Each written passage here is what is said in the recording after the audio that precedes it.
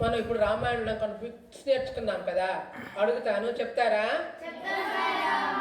రామాయణం రాసింది ఎవరు? శ్రీరాముని తండ్రి పేరేమి? శ్రీరాముని తమ్ముళ్ళ పేర్లేంటి? భరతుని తల్లి పేరేంటి?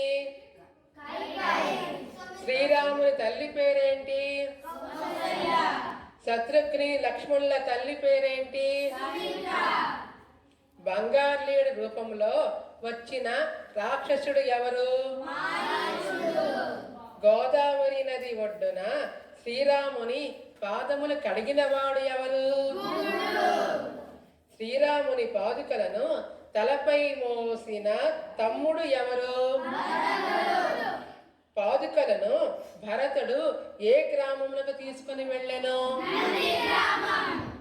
రావణాసునితో పోరాడిన పక్షి పేరేంటి? రామ లక్ష్మణులకి విశ్వామిత్రుడు నేర్పిన విద్యలు ఏవి? సీతా స్వయంవరానికి వాడిన ధనస్సు పేరేంటి? సముద్రంపై వారధి కట్టిన వారెవరు? వానరులు. రైట్. సీతాన్వేషణకై శ్రీరాముడు హనుమంతునికి ఇచ్చినది ఏమిటి?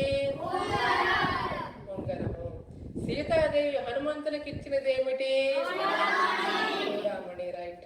శ్రీరామునికి ఎంగిన పళ్ళను తినిపించిన ఓయ స్త్రీ ఎవరు? శబరి. రైట్.